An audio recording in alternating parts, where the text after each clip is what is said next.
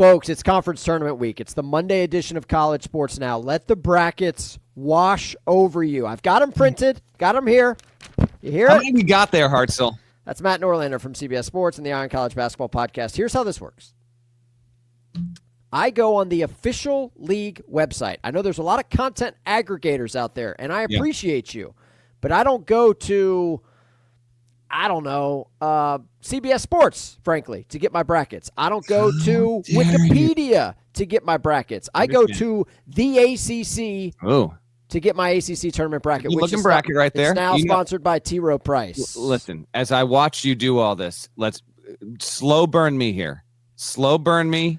Yeah, I want to slow burn it. That's ACC. This is the ACC bracket for those of you watching. I want you to say Big 12 for last because I don't know what Big 12 looks like. This is a clean bracket, okay? You've got a header at the top, but you've got the bracket that predominantly takes up the piece of paper. This is a nice bracket, clean bracket, okay?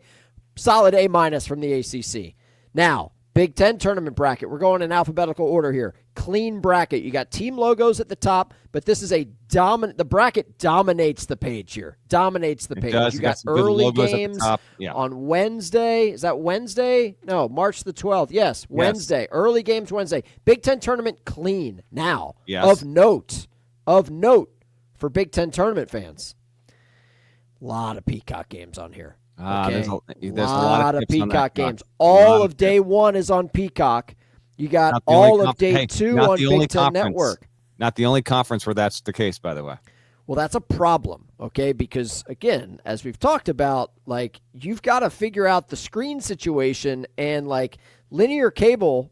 If you're quad boxing, good luck doing that with Peacock. Can't be done. You got to get a box for your cock. Day 2 and Day 3 of the Big Ten tournament exclusively on Big Ten Network.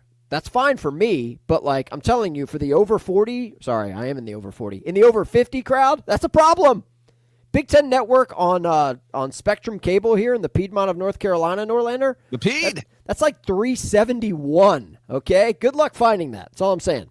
All right, you want me to save the Big 12 for last? I'll save the Big 12 for last. No, I want this right off the top of the show. Well, I want it last in this roll here. So we've seen ACC, we've seen Big 10. Give me the Big East next. Here's the Big East. This is a clean bracket. Now, as you know, Norlander, there's only 11 teams in the Big East. Yeah, so everything can be a little bigger. The font can be bigger. It's clean. It's clean. Lot of Peacock there, by the way. A lot of Peacock. Yep, Day 1 exclusively on Peacock. Top half of Day 2 exclusively. That's what happens when your conferences are looking for as much money as possible, and a streaming network says, here, we'll pay you millions and millions. They're going to say, yeah, okay, sounds good.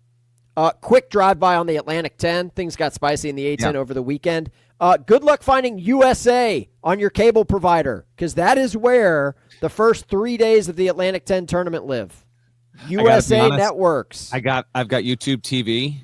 I presume USA Network is in the mix there. I have no idea. I know it's not on my you can customize your menu. USA in the mix right now, and you know what? Your boy loves ball over here. I ain't adding USA to the mix. It's just you hate to see it, Atlantic 10. You hate to see it. Drive by here on the Conference USA. We've got our first landscape bracket orientation of the day. And don't love it. Logo-ized, by the way. Don't love it. Conference USA tournament. Do you know where it is, Norlander, without looking it up? I don't have any. Let me try and guess it. I truly don't have a clue. Let me see if I can do it in 3 guesses here. I'll say guess 1 is Orlando. That is incorrect. Guess 2 is Tulsa. That is also incorrect. This is not a part of the country that favors you geographically speaking. I'll say guess 3. I mean, Conference USA could be anywhere. Like, I'm tempted to say Hattiesburg, but I'm not going to. I'm going to say Birmingham for Conference USA. You are close. Huntsville, Alabama. Huntsville, Alabama, which, as folks like myself who grew up in Atlanta, Georgia, know all about, is where NASA's got some sort of a space, not a station. That would be impossible. I used to go to space camp in Huntsville, Alabama. That's why the logo is a rocket flying over a basketball, in case you're wondering. Conference USA tournament. Yes, that is a league that spans from, the Southeast all the way to El Paso. Like, it is just a geographically wild. It was once upon a time legitimately one of the 4 or 5 best leagues in the country. Speaking of one of the top 4 or 5 best leagues in the country, Mountain West Conference, solid conference this year. This is a bad bracket, folks. If you can't see it, the Mountain West has filled in winners of games with Game 3 winner, Game 4 winner, Game 5 winner, Game 6 winner. Folks, it's a bracket. We know how this works. This is unnecessary. Mountain West, I love you. I like the purple theme here. You got a lot going on. Yes. But this is by the way, no bueno. I know most people listen to the pod. The show is technically now on YouTube, although you gotta really dig deep to try and find it. Dig deep. Just Google Norlander. Just type up Norlander. I like Theater of the Mind for CSN. I think that's the best way to experience what we've got going on here. Mm-hmm. Let's keep it rolling. Do you have an SEC bracket for me? I've got an SEC bracket, okay? This is a clean bracket. Obviously, you got a lot of teams, but everybody makes the field. Nashville, Music City, I will be there. I'm literally driving out of here. That's why we started the show late, because the line at Enterprise in Winston-Salem today was a problem, okay? Why aren't we going national? National's the way to go. The only national car rental spot for me is at the airport. I'm not driving to Greensboro to rent a car. That's fair. Your boys on that Emerald Club, though. Please, come on. I got them Emerald Club points. Okay, last but not least, the Big 12. All right, here comes the reveal. I didn't. Now, hold on. The setup before I see this, 100%. I have not seen the bracket. I don't know. I told Hartzell in the offseason, in the middle of the season, if you want me to say something and get the word in at the Big 12 offices to do something about it, I can. He said no. I said, okay, we'll let it be. We'll see if the vibes and the disdain coming off of CSN for years now have finally made their way to the corporate offices at the Big 12. Breaking news, Big 12 bracket reveal. And again, I go to the conference website for these, okay? These are the official league brackets. Yes. Welcome to 2025 Big 12. It's a white background. This is a white bracket. Now, there's still some black tones along the top, bottom sides. The teams are in black. Don't love that. Okay? Don't love it. But this is progress. We have not wasted an entire printer toner cartridge, which is not cheap these days, on a bracket. It's elite. I mean, you are going with the toner situation. I print in all full color at the office. Okay? Yeah. I like the ACC in the blue, Mountain West in the purple. So we're absolutely thriving. 41-year-old me continues to print the internet. We are locked and loaded. We are ready to go. Because when I'm courtside at Bridgestone Arena, I like to just flip through these, man. Mm-hmm. I like to just flip through them. Bang. You want to know what's going on in the quarterfinals of Conference USA? Stand by. We got you. I don't need the internet for that because we write it down. Anyway, Norlander, a lot to get to from the weekend. I'm exhausted. It's 10:45 a.m. Eastern time. My kids are on spring break, which means no school for the week. Now, the streak continues. You and me, we know what this was like as kids growing up. You literally just sat down in front of the TV. You just watched ball all day, all night. My kids are like borderline into basketball, so like they're going to be goofing around playing Fortnite and then maybe watch to see if they can find their dad on TV at the SEC tournament. But not really. They're not super into it. We had an amazing final weekend of the regular season. We had coaches getting fired over the weekend. We got a new opening in the ACC. By the way, man, I feel like I called that like 2-3 months ago, and you were like, nah, I'm hearing these coming back. I did not think they'd move on him the year after the Final Four. This is legendary stuff. I have not had the time to look this up. There are any dedicated listeners out there, because I'm still not going to have the time to do this in the next 24, 36 hours. How often have we ever had a coach make the Final Four and fired the next season? It may well have happened, but that is a rare situation. So Keats might be the first. If not, I just haven't had the time to dig in and see. Now, and he had a contract extension that bumped him to 2030 by virtue of making the Final Four. They're going to pay him about $7.7 million to go away. NC State is now open. Carousel will continue to rev more as we get deeper into the week. That is always, as we get into conference tournament season, all the good stuff there. You've got the off the court news. So there's a ton going on. Luke Laux is let's get the carousel stuff out of the way. Since we last talked, I think Alex Jensen was hired since we last talked. He's now the coach at Utah, played there under Majerus. Luke Laux is now at Florida State, played under Leonard Hamilton. So you've got the NBA assistant to pipeline to a head coaching situation. Jay Lucas has left Duke for good and is now coaching at Miami. We'll see whether or not that impacts the Blue Devils over the next 2, 3, 4 weeks. Remains to be seen. And I think I don't think by the time we actually I don't know if by the time we talk again we'll have another high major coaching change, but it can get volatile enough where I won't guarantee that. I don't think I'm expecting it. And I don't know, by the way, when we're doing our next show, because it's I'm Manhattan all day on Thursday. So we'll see. This is what you live for. The uncertainty. We'll see how that plays out. It might have to be a Friday morning from the hotel room before the Big East semis that night. Big weekend. I feel like this Monday, Hartzell, the Monday after the end of the regular season, there's an urge to look back and recap what happened, but everyone else is always getting so excited about, we got 5 teams in the tournament. 5 teams are already in. We got 2 more coming tonight, and they're looking forward to the conference tournament. So you drive the bus. What do you want to swerve into now? I have sound from the weekend. I want to play a little bit of sound from the weekend. Real quick, for all you AAC stands out there, you're wondering why I didn't print the Atlantic Athletic Conference tournament bracket, which is being played at Dickies Arena in Fort Worth, Texas. As of 11 a.m. Eastern time on Monday, tournament starts on Wednesday. Your bracket has no teams on it. It just has seeds.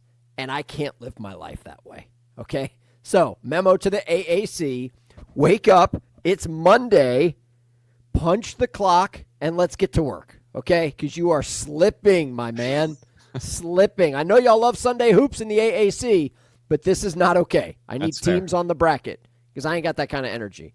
All right, sound from the weekend. You remember a couple weeks ago when Alabama was hosting Auburn?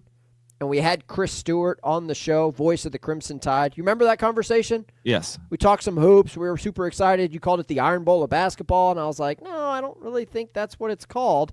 Well, we've got some Chris Stewart sound from the weekend. Let's roll it. Will inbound it. They'll have Philon, Youngblood, Sears, Nelson, and Holloway. Could it possibly be an unbelievable script? Philon will bring it ahead with 12. With 11, Philon, front court at 10, 9, Philon at 7, Philon at 6, Philon at 5, over to Sears at 3, Sears at 2, at 1 for the win. Ball game, ball game, ball game, Bama wins. Let's go. Big time call right there. Crimson Tide Sports Network, Chris Stewart on the mic. I'm surprised he still had a voice after Grant Nelson just posterized Auburn in their building. My God. You should be wearing a hazmat suit if that happens. That to Nelson you. poster was one of the 3 biggest dunks of the year. That was it was incredible. And then he turns around. Thank you. And he goes crane right in front of Janai Broom. And after and he Bruce bumps. Bruce After he bumps Broom with the chest. Little chest bump there. What I want. Good rivalry stuff this weekend. Spicy. Michigan State, Michigan get into a dust up near the end of the game over the logo stuff and what's going on there. Yes. And then here, Auburn, Bama, give it to me, man. A lot of good stuff here on the final weekend of the regular season. Students got the white towels. They're super excited at the jungle, and then Sears breaks their heart. And what do they do with the towels? They throw it at Sears. Let's go. I mean, come on. This is fantastic stuff. Alabama going on the road, beating Auburn, and doing it in the fashion in which they did. Led comfortably for most of the game. Auburn certainly went on their run. It went overtime, 93-91. This was an elite game. And, oh, by the way, Auburn, and I'm not super into the number 1 overall seed thing. I know you and GP led that led your show on Iron College Basketball, which is a solid show, solid program. I don't think that many people are super into the number 1 overall seed discussion. That being said, Auburn, what did they do to close out the regular season? Lost to Texas A&M, lost at home to Alabama. They're still the number 1 seed on most people's brackets, but things have gotten a little dicey for them. They ride a 2-game losing streak into the postseason, and you're like, well, how did Auburn respond in the postseason last year? They won the SEC tournament. They went one and done in the NCAAs because they lost to Yale in the round of 64. Obviously, it's a different team, Norlander, but you want to throw another log on the fire the way Auburn closed the regular season. Fascinating stuff. Like, how will they respond in Nashville and beyond? Let's go. I think, that's my prediction. I think Auburn's going to the SEC tournament game at minimum. Might not win the SEC tournament. I think they're playing on Sunday that deep. I think they respond very well. Okay. It's just my hunch. Okay. Yeah, that was a big-time ball game right there. We had a couple of really good games, but Bama-Auburn version 2 playing out the way we hoped version 1 would have when it was 1 versus 2. And that was still a quality game, but not on this level. This was, big shot after big shot. Todd Pettiford had some incredible moments in this game, in addition to Grant Nelson, who caught fire early. And just great stuff all around. This is what I'm looking for heading into the postseason there. That wasn't the only buzzer beater of the weekend, though, Hartzell. It was not. No. We go to Norlander's beloved Big East Conference. Johnny's Marquette at noon. absolute banger on Saturday. Here's how it ended. Straight away three, bouncing off back iron, no good. Rebound comes to Ross, taken away by Wilson. Ejiofor looks it up and good at the buzzer. And St. John's wins. How about that? The Red Storm come away with the victory here in Milwaukee, 86-84. Wow. John Minko, legend. St. John's Radio Network. Johnny's win at Marquette in improbable fashion. It went overtime.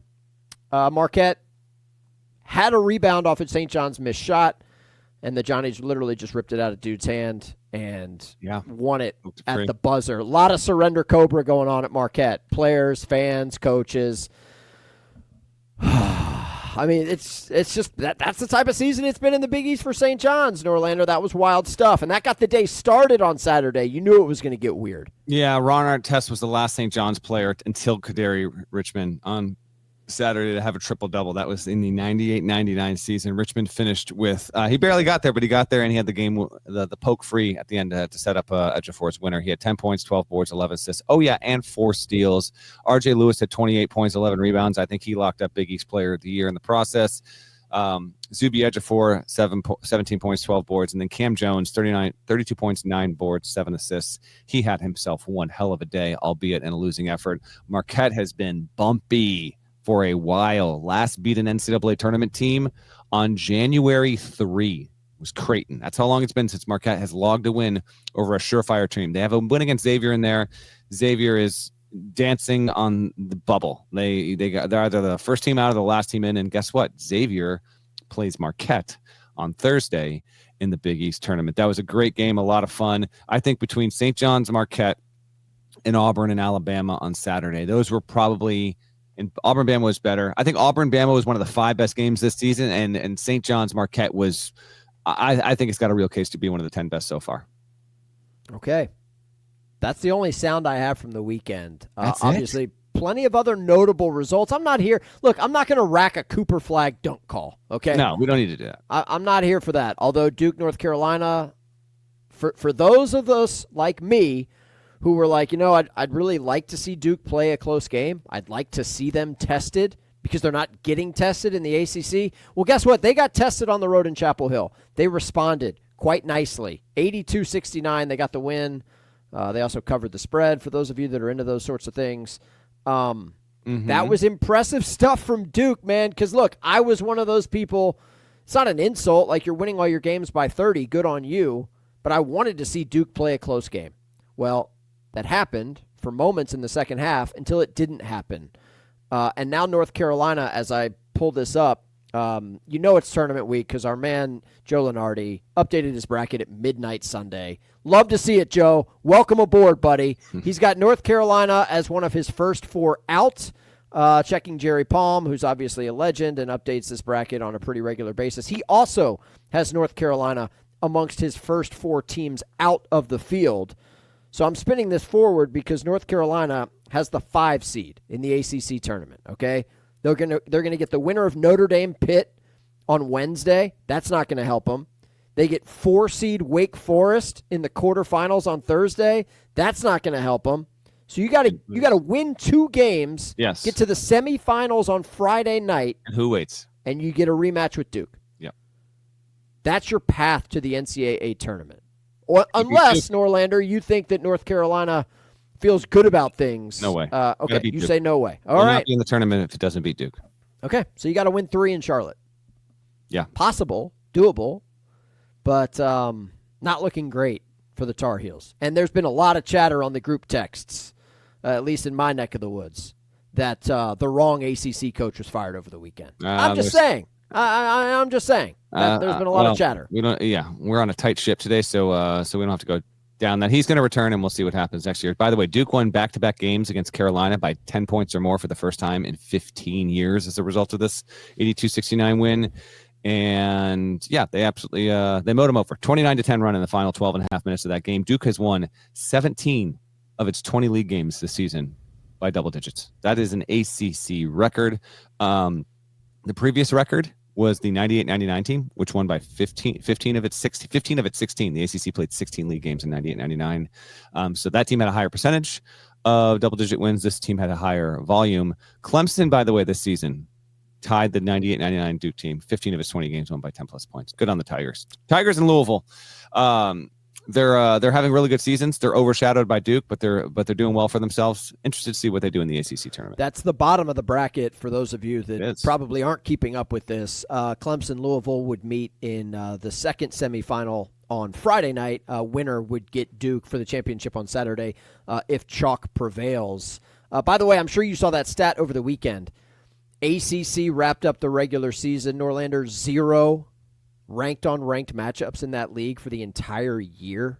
That's you know what, though? Crazy. I saw that, but we had one of our researchers at CBS said it is not accurate. Fake news. That happened in the ACC either 2 or 3 years ago. So it's only happened twice since the 60s. It has been the ACC both times. It happened with the ACC this year, and I think it was 2 years ago the ACC did not have a ranked-on-ranked matchup in the entirety of the regular season. How about that? Bad. We're out here fact-checking in real time. Love to see it. Other notable results from the weekend. Arkansas won a game against Mississippi State, which was notable because, frankly, it was a 1-point decision. Arkansas survived at home. But, Norlander, Razorbacks are in the field. They started 0-5 in league play, and I remember the conversation that we had in January about how bad Arkansas looked and how the game may or may not have passed Coach Cal by. It should be said they have rallied quite nicely, and they're not sweating it out on Selection Sunday, which is noteworthy. That's not necessarily true. They can't lose to South Carolina in the first game of the SEC tournament. You're going to be there. You're going to be in Nashville from the start to the finish. You betcha. And if Arkansas loses to South Carolina at noon on Wednesday, I guess 11. Is it 11 local tip? Stand by. No, noon Central. It's a noon Central tip. Noon 1 o'clock Central in the tip. East. Okay. Yes. So, around 3 Eastern, 2 Central, 2:15. If Arkansas loses, definitely not a lock in the field. So just win the game. That's all. And a good win over Mississippi State, 93-92. Another really quality game. TJ Wagner had one of the best games of his college career. Jonas Adu had one of the best games of his college career. And they get it done. They get it done. That's a good job by Arkansas. Right now, I'll tell you where they're in the resume metrics for Arkansas. The average resume metric right now is 41. Okay. A lot of folks listening are like, okay, what does that mean? Well, think about it this way. 37 at-large teams get into the NCAA tournament. And of those, and then you're going to have another anywhere from 6 to 8 teams that are in the top 40 that get the auto bid. So they're not at-larges. So they take them up. So you want it from a resume. This is my own view on it, and we're going to see how this develops over the next few years now that we've got one more resume-based metric on the NCAA team sheet that the selection committee will be referencing. You want to be top 45 in your average resume metrics to give yourself a healthy chance and valid inclusion. I'd say top 40, and you don't make a doubt about it. 40 to 45, you're probably decent enough. Arkansas right now is 41. Meanwhile, a team like Indiana's 41. I'm trying to give you one that's not that healthy that you might think is sitting decent right now, or maybe not even decent. Like Ohio State, which lost to Indiana, it's 49 overall and a 9-14 quad 1, quad 2 record. Ohio State is definitely out of field, and Ohio State needs a minimum of 2 Big Ten wins in the tournament, if not 3 right now. So just keep that in mind. I think Arkansas is going. Just don't lose to South Carolina, or you're really going to make it tricky on yourselves. Yeah, and what did Arkansas do to South Carolina like 2 weeks ago? Got blown out in Columbia. So do better. Other notable result in the SEC, at least for me, Kentucky won at Missouri on Saturday afternoon. This was an early game. Tigers are in free fall mode. Like, they've lost 3 straight, 4 of 5. This was a Missouri team that 2-3 weeks ago you guys were like, they're too good to be a dark horse. Man, don't go one and done in the SEC. I will have zero faith in you, Missouri, in the postseason if you go one and done. In case you're wondering, Missouri is the 7th seed. They'll get the winner of Mississippi State LSU. There's a few teams. I tweeted this out with Illinois, which beat Purdue on Friday, and a really good win. And that gets to look like by the time we're talking here on a Monday morning, Hartzell, like that just seems very far in the rear view. But I want to acknowledge the games that mean something that happened just because they happen on Friday night doesn't mean they don't deserve a little bit of love. That was a good one for Illinois, which has now turned the corner and is kind of the anti-Missouri. But Illinois, Kentucky, which got a win, and in beating Mizzou, I think just reinforced just how how good it can be against almost anyone in the country. Now, again, Mizzou's slumping. I get that. But Kentucky has won 8 games against top 15 opponents this regular season. That ties the all-time NCAA record. Kentucky, Missouri, and Illinois are the 3 choose-your-own-adventure teams in the NCAA tournament. And by that, I mean, the teams I'm talking about. You see them in your bracket, and you're like, I could pick this team to lose right away. And maybe that would happen. And then they'll go to the Elite Eight. Or I'll pick them to go to the Elite Eight, make a dark horse run, and they'll lose right. There's any number of outcomes that seem on the table with choose-your-own-adventure teams. And to me, I think the 3 premier ones in this bracket are Kentucky, Illinois, and Missouri. Okay. I love it. I mean, I didn't know that was on your board, but I just read right out of your playbooks there. By the way, another result from the weekend, we'll transition into some Big Ten talk. You mentioned Sparty blowing out Michigan on Sunday, 79-62. If you're keeping track at home, that means the Lion in Winter beat the Rabbit Chaser. Shout out to Norlander. Someone's reading. And his story from over the weekend. Michigan State led early. They did not look back. Wolverines are limping into the postseason. They've lost 3 straight, okay? It's bad. The head-scratching result for me, and I don't know what to think of this because, look, man, stuff happens, right? It's basketball. Can I try and guess? Go for it. Because I don't know where you're going. Although you tipped it. Never mind. I know where you're going now because you said Big Ten. You're going to talk about Penn State winning in Madison. I like Wisconsin, man. I like Wisconsin a lot. But they lost by double digits at home to a Penn State team that's not going to the post. Well, I take that back. There's that new thing that Fox is doing where like only Big Ten teams are invited. The Vegas Big 10, thing. Big East, and Big 12. Yeah. Okay. So maybe Penn State does have a postseason future. But my point is, Wisconsin losing at home by double digits. Remember Wisconsin last year? You remember who they lost to in the first round of the NCAA tournament? You were there, Norlander. Remind the folks. The James Madison University, which, That's by correct. the way, the dream is over for my Dukes. They lost to Troy. I wasn't going to bring it up. I did, okay? And that's the first step on the path to recovery is acknowledgement. But I like Wisconsin, but I don't like this. Like, I don't like this type of result going into the postseason. So we'll see if the Badgers can bounce back going into the Big Ten tournament. As I take a look at my bracket here, you got the Badgers as the 5 seed in the Big Ten tournament. They get the winner of Northwestern Minnesota on Thursday. What'd you make of the weekend in the Big Ten? Solid, not overly notable, but good enough. And the Wisconsin one was weird, and that is what I call a seed line knock.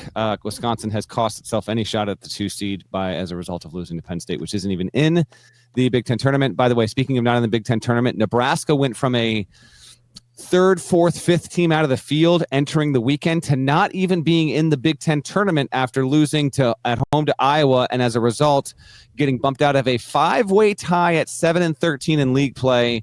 I can guarantee you that people in the Nebraska athletic offices will be lobbying and campaigning with fever the Big Ten to go to an 18 or 16 team league tournament instead of 15 teams. If you're going to ask me why it's 15 instead of 16, someone actually told me this a few months back, and I've forgotten the reason. I have zero issue with whatsoever. Have some urgency in your regular season. Bump out the team. If you're 16, 17, 18 in the league standings, stay the hell home. We don't need an 18-team conference tournament. We don't need a 16-team conference tournament, knowing full well that the SEC and the Big 12 are going to do just that because they got 16 teams and everyone's going. It's just not for me. I don't need it. So a bad weekend for Nebraska. It went from hoping it could play its way into the field to now it's done. It's toast. Get out of here. You're going to play in that crown thing, I'm sure. By the way, the details matter to us. At least they matter to me here on CSN.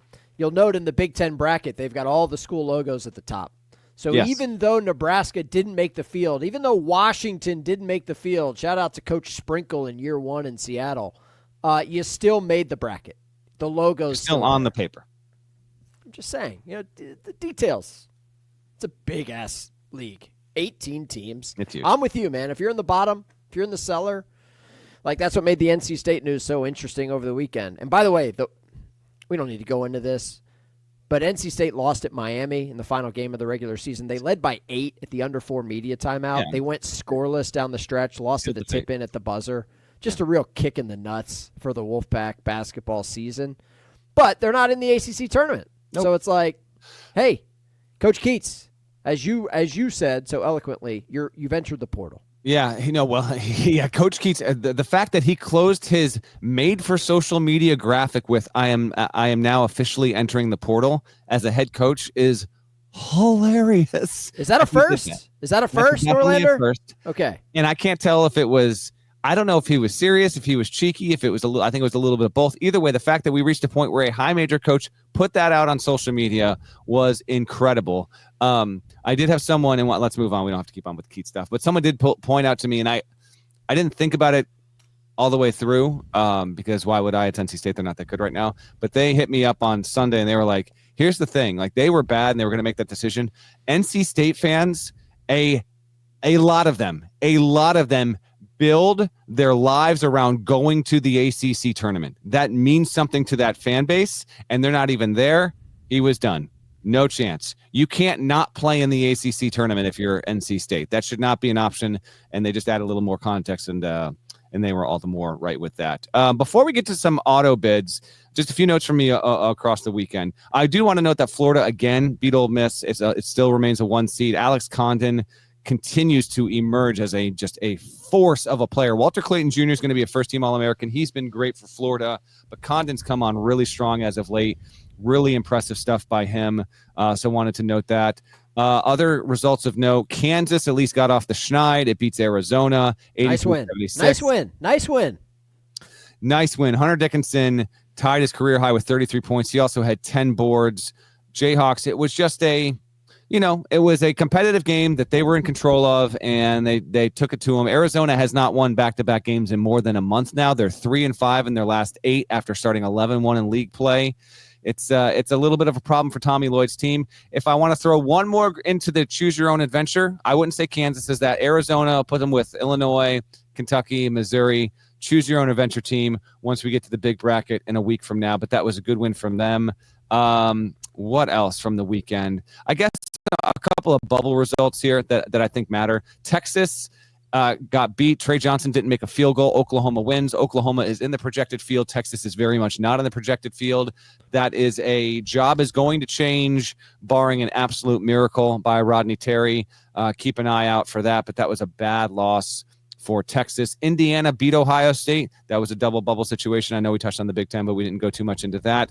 Mike Woodson did say on camera on CBS immediately afterward, I don't know, maybe I'm leaving too soon, which probably sent half the fan base to freak out. Regardless, IU in the field plays Oregon. You take that Big Ten bracket of yours, you take a look at that. That's the 8-9 game. Big game early. Thursday. First game of the day. Yep. That's a big time game. I'll be at the St. John's. Help me out here. St. John's Providence, is that the 1-8? Winner of Butler Providence gets the Johnnies. Yep, so the winner of Butler Providence. So I'll be at the Garden for that St. John's game. I will very much have the Indiana-Oregon game up on the computer or the iPad next to me on press row. Elsewhere from the weekend of note, Georgia won. It's a lock. It's in the field. West Virginia won. Lock in the field. I think Utah State is a lock. I think I might have seen Lunardi say that they're one of his last 4 in. I don't see any way Utah State won't be in the field regardless. So I don't think Lunardi's gone lock, but I very much am going lock. Mountain West is going to have some compelling stuff coming up here because you had Colorado State win over Boise State on Friday night. Colorado State is not knocking on the door, but it's got a chance to be an at-large team. Keep an eye on that. San Diego State beat Nevada, and so it is San Diego State against Colorado State Thursday in the Mountain West quarters. That's a big-time matchup. Pull that bracket out for me real quick because I don't have this in front of me. Hartzell. Brackets for days, buddy. Pick a Boise league. State in the Mountain West. What's it looking at right now? Man, I haven't stapled these brackets. I'm usually a lot more organized than that. Here, buddy. But if you're looking at the Mountain West Conference bracket, here we go. Boise State gets San Diego State in the 4-5 game Thursday, 2:30 Pacific. Hold on, say that one more time. San Diego State and Boise in the 4-5 game. So where's Colorado State? They are the 2 seed. Yep, and who do they get? The winner of Nevada Fresno. Okay, so they got to win that, and then they beat Nevada Fresno. Who would potentially be waiting after that? You've got Colorado State and Utah State in the semis if the seeding holds. CSU needs to beat Utah State, and then we might have a case for them as an at-large. They got to do that. Just keep that in mind. And I mentioned Xavier on a hot streak. It's got to beat Marquette. I think that's about it for notable bubble stuff. Here's the thing. Like, take your bracketologist of choice. Obviously, we stand Jerry Palm for obvious reasons. There's a lot. I will say this, though. There are a lot of people that do this that do a very, very good job. And a shout out to the people that don't work at mainstream media sites that have been doing it and doggedly for a long time. Sure. And take a lot of pride in it. And sure. And yeah, they do good work as well. Yeah. Look, I got a guy in my office who's like, I hit 65 out of 68 last year. You should have me on your show. Look, there's people that do this all the time. No, we're not. Okay? That's great. That guy's not on the show today. Everyone can get 65 out of 68. Really, the difficult. Most can get 66 out of 68.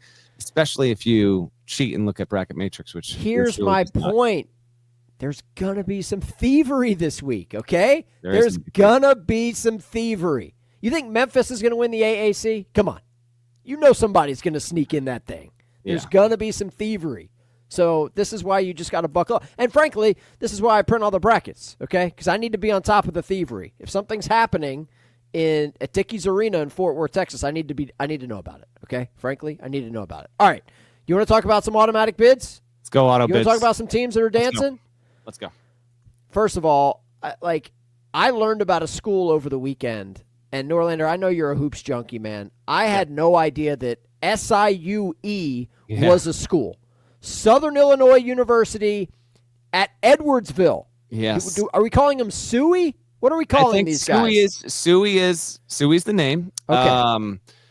They were the first team in the field on Saturday night. I obviously knew of their existence just by covering the sport. How long has this college been around? A long time. I'll tell you what, though. I posted on Blue Sky and tweeted about them a couple times here over the weekend. And what was interesting is there were a few folks in the replies to the quote tweets saying like, "Oh man, huge party school in the 90s. Like I can't believe the school that I used to drive 20 minutes to see my buddies and get wasted at is playing in the tournament, to think where they used to be, because they were not a Division I school that long ago. So they've only been D1 for 17 seasons. They're in. They've got a guy named Rayshawn Taylor. I didn't mention this on the Ion College Basketball podcast. I'm going to give him love right here.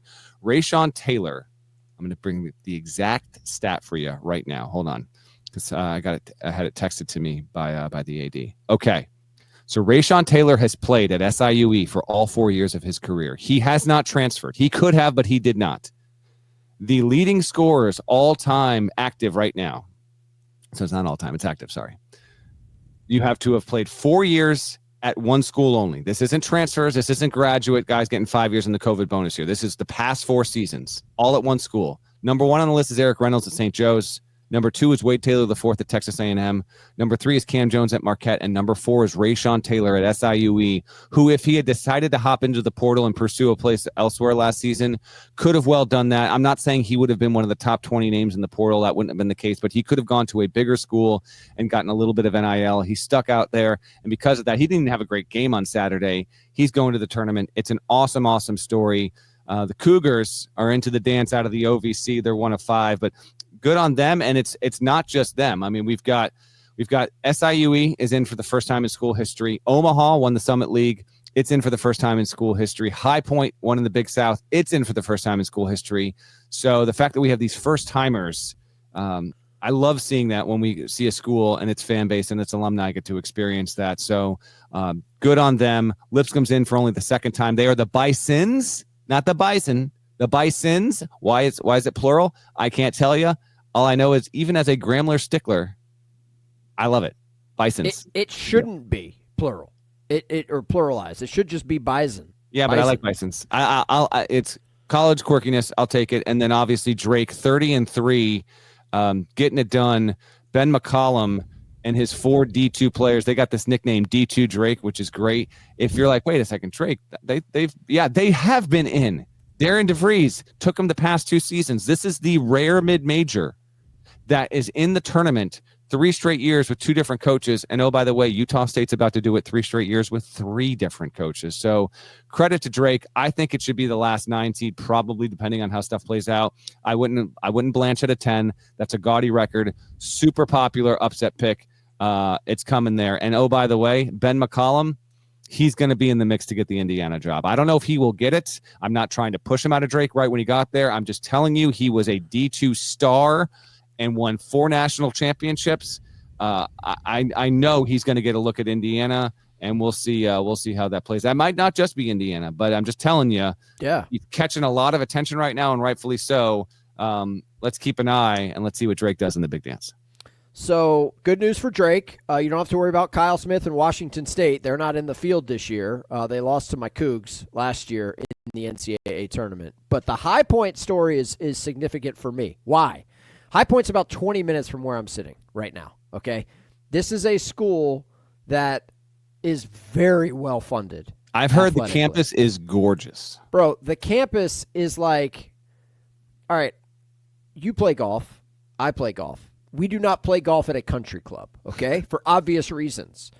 High Point is the country club that's got just iron wrought gates all around that thing. I mean, you're not penetrating High Point's campus, okay? That's HBU, okay? These guys, their basketball arena is over the top nice for being an Atlantic. Sorry, not an Atlantic Sun. They're a big South school, but. They are like financially, they do not have a problem. Also, they have a phenomenal kids museum. Shout out to the parents out there. I love a good kids museum. If you know, you know. Yes. High Point's got an awesome kids museum, but they've never been to the dance before. These guys light the lamp in terms of scoring. Okay, a lot of points, fun team. They're going to be a chic pick. Like it's going to be one of those popular Cinderella picks. I've seen them as like a 14 seed in some of these projected brackets, and like I think they've won. Like double-digit wins in a row going into the big dance. I think it's like 13 or 14 straight wins for High Point. So if you're looking for like, hey, let me get in on these guys early, it might be too late. Frankly, there's a lot of metrics, there's a lot of factors at play here for HPU. So shout out to them. I didn't realize they had never been to the dance before. Tubby Smith coached these guys not that long ago. This was the final stop for him on his head coaching journey. Through the sport. So shout out to High Point, shout out to Drake, shout out to Suey. I mean, we're here, and we got some more tonight. Who we got tonight? I know we got the Sun Belt Championship because I'm not in it. Arkansas State plays Troy. That's right. That's the Sun Belt title, 7 o'clock on the Deuce in Pensacola. You got the SoCon Championship in Asheville. Yeah, the top 4 seeds got knocked out. Yeah, my Mocs got knocked out yesterday. Tough. They lost to the Paladins. This is at Harrah's Cherokee Center, also known as the Asheville Civic Center. I have seen some elite concerts at this venue. Most notably, I saw Tame Impala there a couple years ago. This was pre-COVID, okay? That's not a couple years ago, then. It was solid. The most notable show of my life that I have seen at the Asheville Civic Center was String Cheese Incident circa 2003, okay?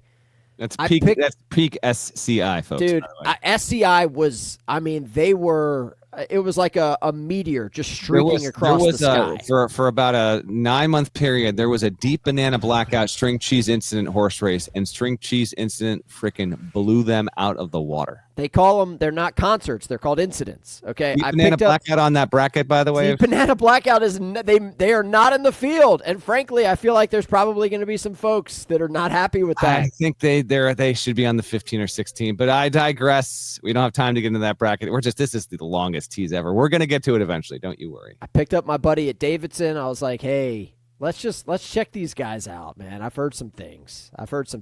And we went to the Asheville Civic Center to see String Cheese Incident. And Norlander, I will never forget the smell walking into that place. It wasn't marijuana. It was body odor. It was the wooks. Okay, I mean, they were all in the back because they needed room to move around. They had hula hoops. They had angel wings.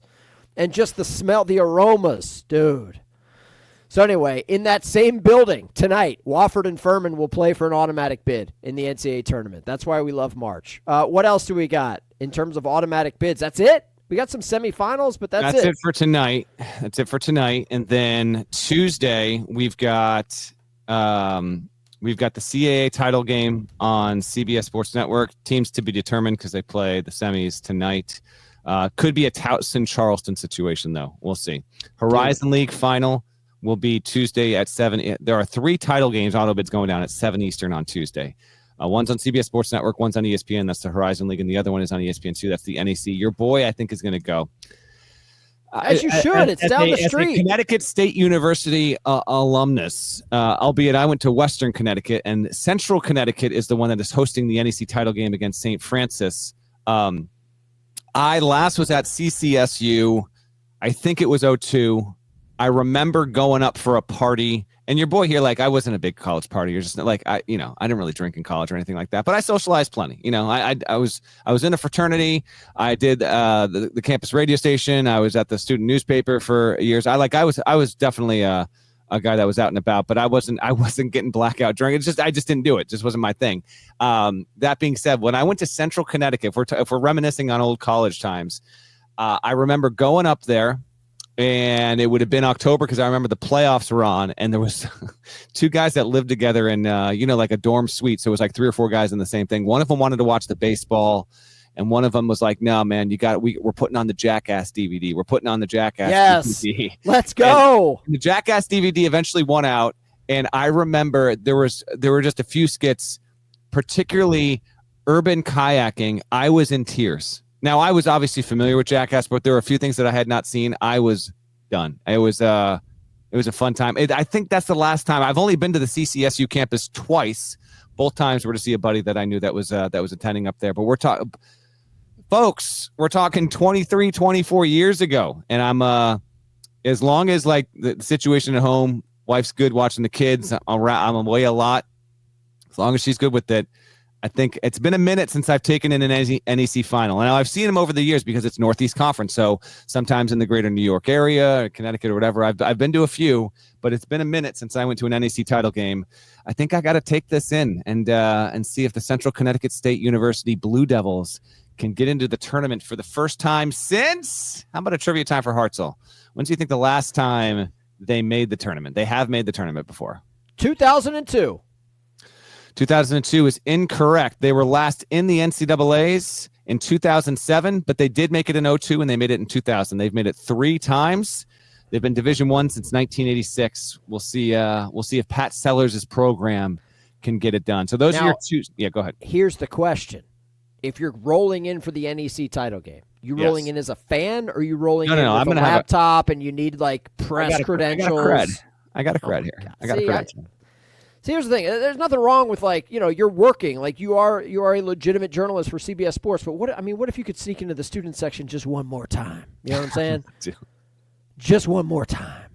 That'd be fun. Give this man a fat head. Give this man some balloons. Have him root for guys to miss free throws. Anyway, be something. By the way, on Tuesday, will we or will we not get Gonzaga St. Mary's Part 3 in Vegas? We will. I think we will. Gonzaga plays San Francisco Monday night. St. Mary's plays Pepperdine, which has been the 9 seed that's been going through it's been taking the stairs. Although if you look at the bracket the way that it's built, it's actually been walking down the stairs as opposed to walking up the stairs because it's on the top half of the bracket. Very good. Incredible stuff. I went to look up the schedule there. Twitter, I think, has been down for like 30 minutes of us doing the show, which is not the worst thing in the world by any means, but I'm just letting you know. I think Elon Musk, with all of his resources, could run a website, but what do I know?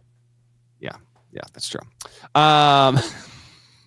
Elsewhere, you've got Patriot League on Wednesday, title game. Let's go. The Last Amateurs, John Feinstein. If you know, you know. Yeah, exactly. There's one more title game Wednesday. I don't have it in front of me. You'll have to spare me that. Big 12 gets going on Tuesday. Big East gets going on Tuesday. ACC, does that get going tomorrow, Hartzell? Tuesday? Friends and family at the Spectrum Center in downtown Charlotte for Notre Dame Pitt, 2 o'clock on the ACC network. I think they're just going to let the Newhouse grads from Syracuse just come straight down to Charlotte and call these games because no one will be watching. It's going to be a bad scene. Yeah, it's going to be tough. That's going to be nightcap in Charlotte, Florida State, Syracuse. Woof. That's day 1. It's a tough scene, man. It is, but there's a sick. I'd never you won't catch me at any of those games. But a sick part of me loves turning it on and just you can hear the reverberations in the arena just because of how few people are there. You know what I think the ACC needs to do. If you're Jim Phillips, pull over on the side of the road and turn this up. I want you to hear this. I actually think this is a really good idea. You need to make the first day of the ACC tournament in Charlotte general admission. First come, first served. Let's see what that place looks like when there's actually people in the lower bowl, because it's an NBA arena. And look, credit to the ACC. Like, you're back in North Carolina. You're not in Brooklyn. You're not in Norlander's backyard at the Barclays Center, okay? Good on you. Yeah. This is progress. Just open the doors, man. Because these tickets ain't cheap, man. You want to get a book of tickets for a conference tournament in Norlander? I know you don't have to worry about this because you are an accredited member of the media, the legacy media. These tickets ain't cheap, dude. Like, a book of tickets is like a couple $100. It's outrageous, man. Just open it up. General admission, day one. The SEC used to do this in Nashville. I don't think they're doing it anymore because they got 4 games on Wednesday. Open it up, man. Like, because you're going to see the ACC tournament, you're all like highlights. You're going to see the stuff on TV, and you're just going to see empty seats, man. Like, there's not going to be anybody behind the benches. It's going to be a tough scene, man. It really is. It'll be a tough scene. I've got your other ones, auto bids. Southland, 5 Eastern, ESPN 2 on Wednesday. Okay, that's your Southland final. Teams to be determined. Patriot Name League. one team in the Southland Conference, just so I can kind of lock in on that. Will Wade. Will Wade, who's going to be in play to get the NC State job, coaches McNeese, which is in the Southland. They're going to win. Can we get around a Ouija board and please make Will Wade to NC State happen? That would be 20%. Spectacular, Norlander. Come on. That would be awesome. Yep. Patriot League is 7 Eastern on CBS Sports Network on Wednesday for the auto bid. And then the Big Sky, which was smart to do this because it was buried on Saturday for years amid the crunch of power conference games that people are watching in the auto bids. Big Sky moved its tournament final. Now it's late. It's Wednesday night, 11:30. But it does get a spot unto itself there. Big Sky is going to go late there. That's a good move by that league. I think this is year 2 or year 3 of it doing that. I think that about takes it out. Now, I know you got to get to Nashville. Before we get to your plan there, I do want to give you a little tease here. I am either later today or Tuesday morning at the latest, but I think we're going to run this later tonight. I have done, and I'm not going to spoil the whole thing here, but I'm going to give you 5 players, and I'll tell you where they are. I have done a list of the 25 biggest stars in men's college basketball in the past 25 years, since the year 2000. The 25 biggest stars in the sport, okay? Now, there are 2 things about this that you need to know. One, you cannot have played any college basketball in the 1990s to qualify for the list. You have to have started and enrolled in the year 2000 or later. So that eliminates obvious guys that would be on this list, like Shane Battier, Mateen Cleaves, Jason Williams, now Jay Williams. They would obviously be on this list. They don't qualify. They played ball in the previous millennium. That's number 1. Number 2, if you are an active player, you don't qualify for the list because, quite frankly, Cooper Flagg would easily make this list, but where he stands now, it could be much different if Duke wins the national title versus, say, Duke loses in the Sweet 16. All right? Sure. So with that in mind, you can give 5 player guesses, and I will tell you exactly where they are on this list. You can be guys that you think are at the top or guys that you think should be in there and whatever. So 5 players, past 25 years. These are the biggest stars. It's pure star power, the drawing in of the casual fan. People know who they were. And within the context of their careers, they were a really, really big deal. So I'll do you one better, Norlander. I've not seen this list because obviously it's not public. No one has seen given the parameters that you've just laid out, I've got the top 5 on that list. Okay, go ahead. In no specific order. Okay. Carmelo Anthony. Carmelo Anthony comes in at number 5 on the list. I mean, you doubt me. You do these games, and you're like, Hartzell's not going to know. He's going to throw Keith Van Horn's name out there, and I'm going to immediately shut him down. And then I come in with Carmelo Anthony. Zion Williamson. Zion Williamson is number 1 on the list. He is the biggest star that the sport has seen in the past 25 years, and it was enhanced particularly by the hyper social media era. And Obama coming to the game where Correct. He broke a shoe. He broke a shoe. Kevin Durant. This is your 3rd one. Kevin Durant is number 6 on the list. Oh, my goodness. Kevin Durant is number 6 on the list. That was a risk for me. I'll admit it. That was a risk. You get 2 more. And everything else, you're going to have to wait to read, and everyone else is going to have to wait to discover. I'm even giving you guys the top. That's fine. J.J. Redick. J.J. Redick is number 3 on the list. So I've got 4 of the top 6. Correct. Well, I'm not batting 1,000 here, so I'll throw Adam Morrison out there as well. Adam Morrison is number 4 on the list. I will not give you the other player. You will have to wait and read it. You did not put number 2 out there. And you know what? I'll give you a little goodie here. If you want number 25, Blake Griffin at Oklahoma is 25 on the list. 2009 National Player of the Year. Be honest with me. You didn't expect me to name 4 of the top 5, did you? No, you didn't think I had that dog in me. Just like Grant Nelson going full poster mode on Auburn. You didn't think I had that dog in me. I'm going to give you a couple. And the last thing for you listen to CSN. You get a little goodies early here, okay? Because this is going into the feed a good 2, 3, 4 hours before this list is going to be live.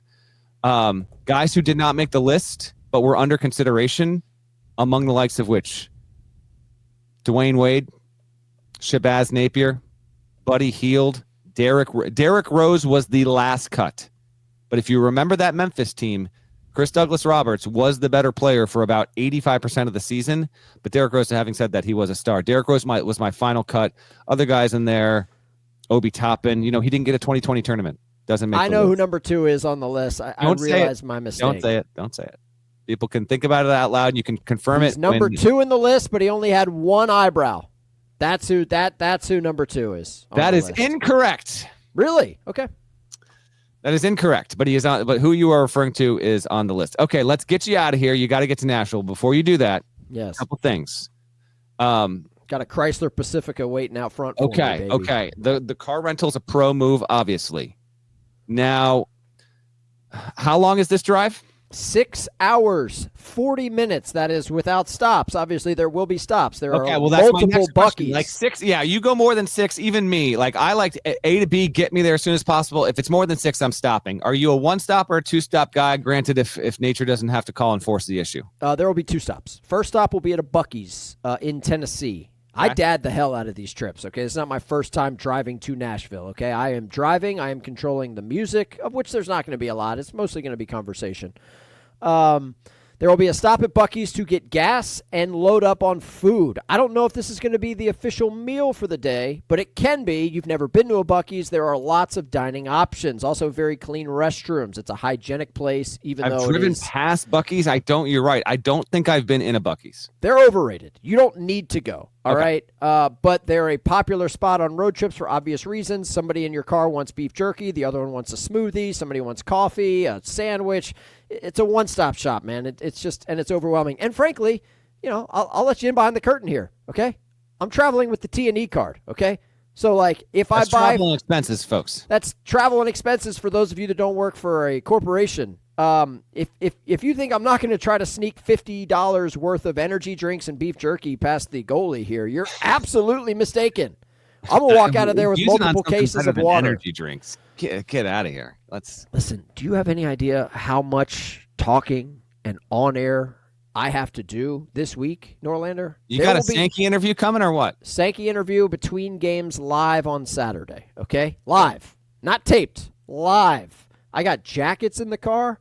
I've got 4 pairs of shoes. If you don't think there's going to be a Celsius in my cup holder courtside, you are mistaken, okay? I've yet to try a Celsius. They're probably too much for you. I'll be honest. I don't think you would handle it well. All right, that's good. So 6.5 hours, there'll be 2 stops. We roll into Nashville tonight. The goal is to not have to drive in the dark at all. You're going to get it done. How about the spring ahead happening the week before Selection Sunday? That's a win. That is a win. Glorious. That's a win. I was able to stay up last night, watch a little White Lotus. I'm behind. I haven't even started. That's after the season for me. Righteous Gemstones is back. You a Righteous Gemstones guy? It's on the list. I haven't.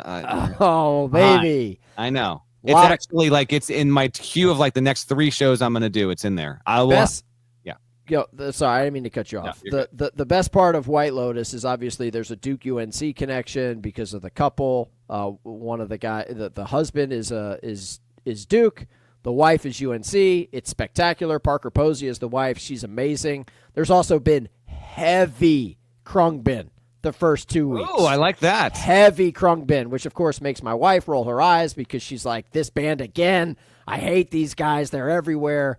Yes, they are because they're very good, and I like them. All right, one before we get out the door, Norlander. Now spinning is what are you listening to on the drive? I've got Spotify my friends make fun of me for my musical tastes. I think there will be a like a soul mix, kind of like a James Brown, Otis Redding thing going on. Okay. If they're working and they've got the AirPods in, I'm not afraid to put in a little Goose. Not afraid to go to the Gorge 1998 if we need to and rack them boys from Vermont. Not afraid. I am not afraid. It's my car. Nor should you. A long road trip is definitely a live show. You bang out 2 hours and 30 minutes, and it's gone like that before you know it. That's the move on the drive. Boom. Yeah, absolutely. Give me one conference tournament hot take. Give me one. Like St. John's isn't going to make it to the conference championship game, or watch out for I got Tennessee winning it all in Nashville. All right, give me something. Houston, which is only has one loss by 1 point in 3 months, will not win the Big 12 tournament. Is that a hot take? Yeah. That's my take. Houston will not win the Big 12 tournament. Who are they going to lose to? Exactly. That's why it's a hot take. I can't tell you. I'm just telling you they aren't going to win the Big 12 tournament. They're going to lose to BYU on Friday? It's possible. Okay. I mean, that qualifies, frankly. I didn't think you had that in you. The other hot take I'm not willing to go to is that Bama wins the SEC tournament. Not that hot, but if you look at the road they got to go to get there, it's pretty tough. I have printed 4 SEC tournament brackets for my family. I am not allowed to pick the SEC tournament because, like Kirk Herbstreit when he's on game day, I'm not calling the game that I'm calling. You feel me? But my family at home, I have assigned each of them to fill out an SEC tournament bracket. There's going to be a competition, and the winner will get a prize to be determined by me. You got to start them early, Norlander. It's 1 page. It's 16 teams, but this is the on-ramp for the real thing, okay? Because we are, as you know, 6 days out from Selection Sunday. Folks, that is the show. If you want to know what the Jam Band bracket looks like, holler at your boy, okay? I got it. I even made some art. I got on Microsoft Paint and did a little Jam Band bracket with the rainbow colors there. Yeah, you really love to see it. Deep Banana Blackout, not in the field. One of the first 4 teams out. Sorry. What do you call if you're a Deep Banana Blackout? We'll do that reveal fan? Soon enough. Hey, bud, you have a safe drive. Thank you. My instinct tells me early Friday morning, like 8:30 Friday next CSN. But we can't promise anything. We got to wait till we get through the week and see how it plays out. We got to wait till Friday. Here's the good news, buddy. The Focusrite, the headset, it's coming with me. I got my own room at the Omni Nashville, so I can cook anytime. You just let me know. For Matt Norlander, I'm Stephen Hartzell. Enjoy the games this week, folks. We will talk to you when we talk to you.